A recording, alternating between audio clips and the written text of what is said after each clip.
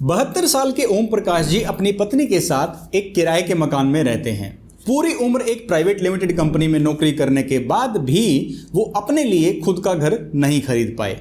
ऐसा नहीं है कि आमदनी कम थी, लेकिन बच्चों को अच्छी शिक्षा दिलवाने में ज्यादातर पैसा उनका खर्च हो गया। लेकिन अब सब ठीक है। 3 बेटे हैं, तीनों ही अपने अपने करियर में बहुत अच्छा कर रहे हैं और तीनों ही मेट्रो सिटीज में सेटल्ड हैं।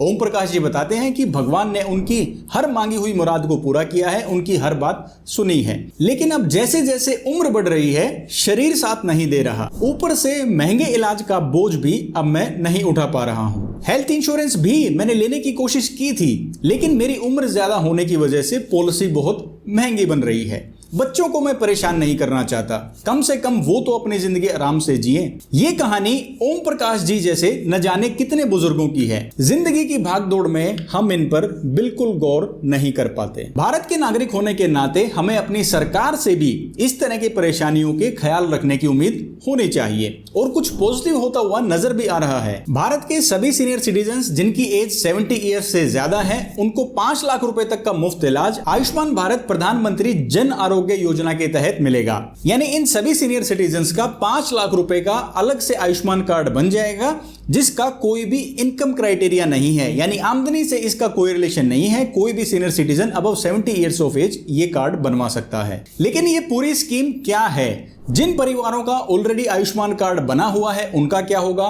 क्या उनके जो सीनियर सिटीजन मेंबर्स हैं, क्या वो भी अलग से ये कार्ड बनवा सकते हैं? क्या एक रिटायर्ड सेंट्रल गवर्नमेंट एम्प्लॉई या एक्स सर्विसमैन भी ये कार्ड बनवा सकते हैं? और जिन सीनियर सिटीजन्स के पास ऑलरेडी एक प्राइवेट हेल्थ इंश्योरेंस पॉलिसी है, क्या वो भी इस स्कीम का लाभ उठा सकते हैं? ये सब इस वीडियो में जानने के बाद इस स्कीम के जो बेनिफिट्स हैं वो किस स्तर तक होंगे और इस स्कीम के बारे में मेरी क्या राय है वो भी मैं आपको बताने वाला हूं। तो देरी नहीं करते हैं और फटाफट से इस वीडियो को शुरू करते हैं। यूनियन कैबिनेट ने प्रधानमंत्री श्री नरेंद्र मोदी जी की अध्यक्षता में health insurance for all above 70 को 11 सितंबर 2024 को अप्रूवल दे दिया है। इस स्कीम से 4.5 करोड़ फैमिलीज के 6 करोड़ सीनियर सिटीजन्स को 5 लाख रुपए का हेल्थ इंश्योरेंस आयुष्मान भारत प्रधानमंत्री जन आरोग्य योजना के तहत मिलेगा। जो भी एलिजिबल सीनियर सिटीजन्स होंगे उनका अलग से एक आयुष्मान कार्ड बनेगा, जिसे वो इलाज के दौरान इस्तेमाल कर सकते हैं। इस स्कीम की एलिजिबिलिटी के लिए, पात्रता के लिए कोई भी सोशियो इकोनॉमिक क्राइटेरिया नहीं है, यानी कोई भी आर्थिक और सामाजिक मानदंड नहीं रखा गया है।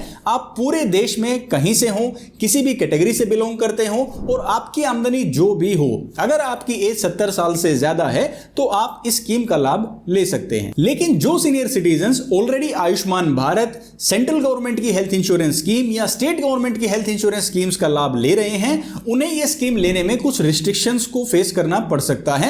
आइए उन टर्म्स एंड कंडीशंस को एक बार समझ लेते हैं। सबसे पहला सवाल आता है कि जिन परिवारों का ऑलरेडी आयुष्मान कार्ड बना हुआ है, क्या उनके सीनियर सिटीजन्स भी ये कार्ड बनवा सकते हैं? बिल्कुल, इन सीनियर सिटीजन्स का अलग से 5 लाख रुपए का एक टॉपअप कार्ड बनेगा, जो कि बिलो 70 एज के मेंबर्स यूज नहीं कर पाएंगे। अब मान लो मेरा परिवार है, मेरे परिवार में आयुष्मान कार्ड ऑलरेडी बना हुआ है और मेरे परिवार के अंदर सीनियर सिटीजन्स भी हैं। पूरे परिवार का जो 5 लाख रुपए का आयुष्मान कार्ड है, वो सीनियर सिटीजन इस पैसे को भी इलाज में इस्तेमाल कर सकते हैं। लेकिन जो सीनियर सिटीजन का आयुष्मान कार्ड है, परिवार का और कोई सदस्य जिसकी एज 70 ईयर्स से कम है, वो उस कार्ड से इलाज नहीं ले सकता। यानी एक टॉपअप कार्ड सीनियर सिटीजन को दे दिया जाएगा और जिन फैमिलीज में ऑलरेडी आयुष्मान कार्ड बना हुआ है, उस फैमिली के सीनियर सिटीजन्स भी ये कार्ड लेने के लिए एलिजिबल हैं। बाकी सीनियर सिटीजन्स जिनकी फैमिली में आयुष्मान कार्ड नहीं बना हुआ है, उनको फैमिली बेसिस पर 5 लाख रुपए का हेल्थ इंश्योरेंस का कवरेज मिलेगा। यानी पर फैमिली बेसिस पर 5 लाख रुपए की लिमिट होगी। एक फैमिली के अंदर एक सीनियर सिटीजन हो या 2 सीनियर सिटीजन हो, उनका 5 लाख रुपए का ही कवरेज रहेगा फैमिली बेसिस पर। इसके अलावा वो सीनियर सिटीजन जिनकी एज 70 साल से ज्यादा है और इसके अलावा वो सेंट्रल गवर्नमेंट हेल्थ स्कीम यानी CGHS, ex serviceman contributory health scheme यानी ECHS, Ayushman central armed police forces scheme का भी लाभ ऑलरेडी ले रहे हैं, तो उन्हें अपनी एग्जिस्टिंग हेल्थ इंश्योरेंस कवरेज जिस भी स्कीम के तहत वो ले रहे हैं और इस सीनियर सिटीजन आयुष्मान कार्ड में से एक सर्विस को चूज करना होगा। दोनों सर्विसेज का लाभ वो क्लब करके नहीं ले सकते। यानी जो एग्जिस्टिंग सर्विस है उसमें से और सीनियर सिटीजन आयुष्मान कार्ड में से एक हेल्थ इंश्योरेंस कवरेज को ही उन्हें चूज करना होगा, जिसका फ्यूचर में बेनिफिट वो ले पाएंगे। अब इसके अलावा वो सीनियर सिटीजन क्या करेंगे जिनके पास ऑलरेडी एक हेल्थ इंश्योरेंस पॉलिसी है? क्या इसका उन्हें नुकसान उठाना पड़ेगा? या ऐसे सीनियर सिटीजन्स का क्या होगा जो already employ state insurance scheme के तहत यानी ESIC के तहत कवर्ड हैं? अगर इन दोनों में से कोई भी हेल्थ कवरेज किसी सीनियर सिटीजन के पास है, तो इनके साथ साथ वो सीनियर सिटीजन आयुष्मान कार्ड का भी बेनिफिट ले सकते हैं। यानी इनमें से आपको एक चूज नहीं करना है, इन दोनों फैसिलिटीज को, कवरेजेस को आप एक साथ यूज कर सकते हैं। Ayushman Bharat scheme already bottom 40% Indian citizen को ऑलरेडी कवर करती है इनकम बेसिस पर, और इसके साथ साथ इसके एक्सटेंडेड वर्जन में 37 लाख से ज्यादा आंगनवाड़ी वर्कर्स, आशा वर्कर्स और आंगनवाड़ी हेल्पर्स को भी इस स्कीम के अंदर कवरेज दिया गया है। मैं इंडियन गवर्नमेंट को इस स्टेप के लिए, इस इनिशिएटिव के लिए बहुत बहुत धन्यवाद करता हूं, क्योंकि अभी तक सीनियर सिटीजन्स को हेल्थ इंश्योरेंस कवरेज बिल्कुल ना के बराबर मिलती है, जबकि सीनियर सिटीजन्स को ही इसकी सबसे ज्यादा जरूरत है।